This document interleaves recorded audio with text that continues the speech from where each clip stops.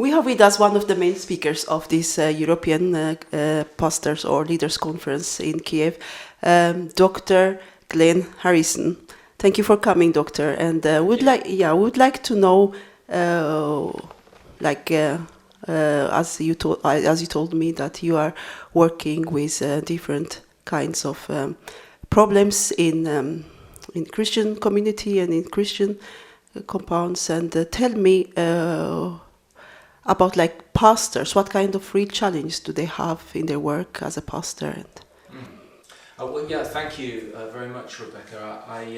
I'm a psychiatrist by background, and in fact I was an academic psychiatrist until 3 years ago when I retired, and I also had a clinical practice. But I enjoy working with pastors and sometimes helping pastors see the traps, the pitfalls that lie in wait for them as part of Christian ministry. And there's a verse in the Song of Solomon where a young girl says, "They made me a keeper of the vineyard, but my own vineyard I didn't keep."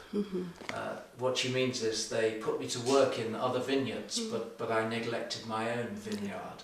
And that is a common part of the risks of ministry for many pastors. They are busy in God's work out there, looking at other people's lives, but they don't look after their own hearts. And of course the Bible tells us that the heart is the fountainhead, the place where trouble begins.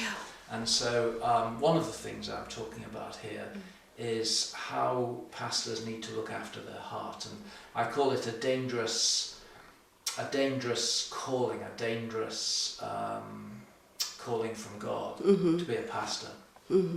And don't you think that pastors often they have to stand as a very strong, men of God, and they cannot show their weaknesses, and that's one of the problems that congregations, their people, they know in their own hearts that they don't do all the things they would like to do, and they, in a way, they need their pastor to be the kind of Christian that they know they're not in their heart, and so they project onto him all of their expectations and their perfectionism, and they think, well, it's not happening in my heart, but at least it's happening over there.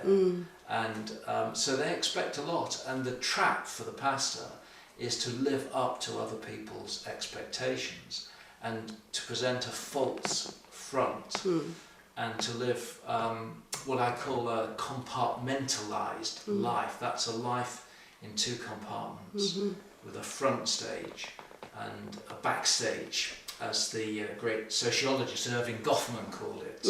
Front stage, backstage. It's a simple idea, but it's a big problem for many pastors because it leads to falsehood in the heart.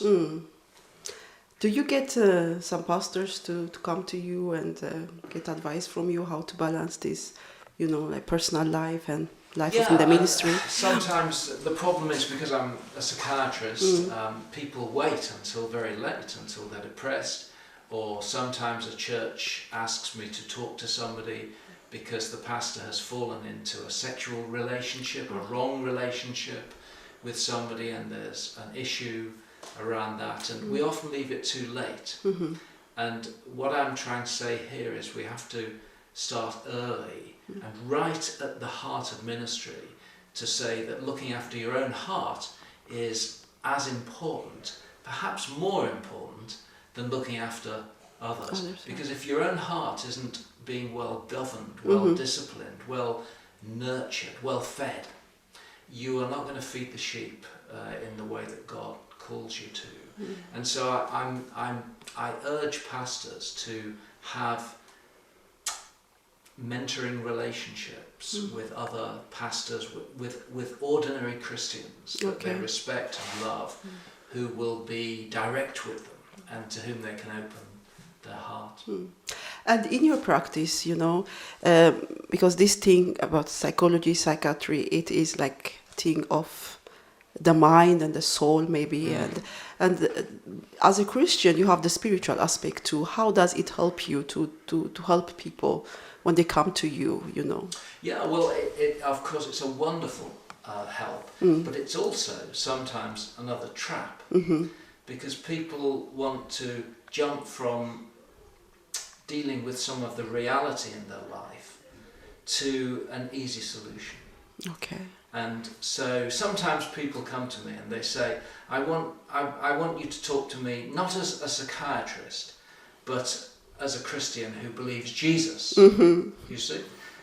Jesus solves everything. So then they tell me a terrible problem. And if I said to them, well, Jesus solves everything, go away and pray, they would say, no, I didn't come to you for that. I came to you for more. Yeah. And it's like a game that we play, that we want to pretend it's easy. Jesus solves everything. But it's not easy. No. And all of us are called to walk on a journey in which our hearts are transformed. And that is hard work. And that means every pastor should be having pastoral care, himself, from other pastors, from other Christians, and that's so important. But have you experienced any conflict with, like, that you have the spiritual aspect, and then you have learned a lot about how the mind functions and stuff? Is it something that goes together? It's something, it doesn't have any conflict with that? Yeah, because that's a good question. I mean, a lot of Christians think there's a conflict, that somehow the world doesn't belong to God, but I really believe that all truth is God's truth, and that we have the great truths of the Bible. They're the foundation for everything. They're the lens that we look through the world and we understand and interpret the world. But we can also learn a lot about ourselves, about the world, from observing it. Psychology, biology, we can learn about the brain, we can learn about some of the mechanisms in the mind, some of the ways that the mind works that can break down. Okay. And so you don't need to be a Christian to understand those mechanisms, those workings of the brain. And I argue for an integration of insights from Scripture and also insights from what we learn from the world, because it all belongs to God. We don't need to be frightened of what's there. But sometimes there's a conflict, in the sense that sometimes, for example, somebody comes and because I'm a psychiatrist, they want to talk about, let's say, their early life. And I think that's important. Yeah. We need to talk about pain. But sometimes they think that just talking is enough. And it's important, but also I think the Bible challenges us not just to see what's there, but to deal with it. And sometimes that means confession. Sometimes it always means real heart change. And so I love to bring the challenge of Scripture, to move on, to change, to deal with it, to the insights that we gain from exploring our early life. And those things work together well, I think. Okay.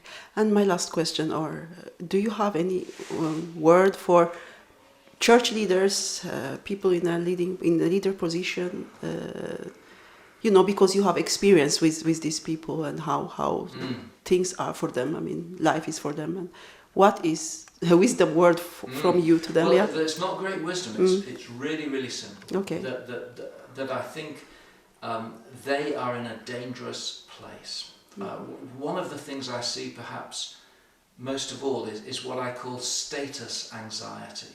That is, we all wonder where we fit in the world, and so we look to other people to help us understand.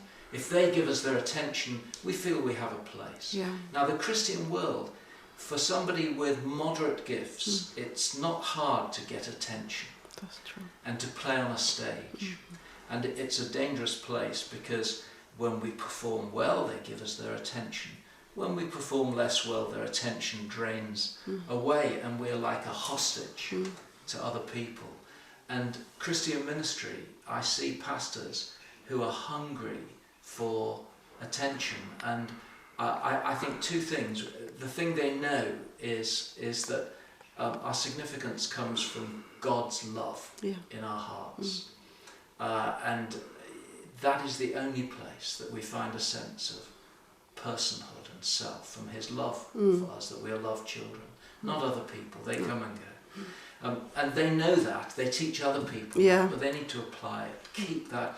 I think the other big thing is they need to have people in their lives who will remind them of that. You know, Scripture talks about iron sharpens iron. They tell other people that.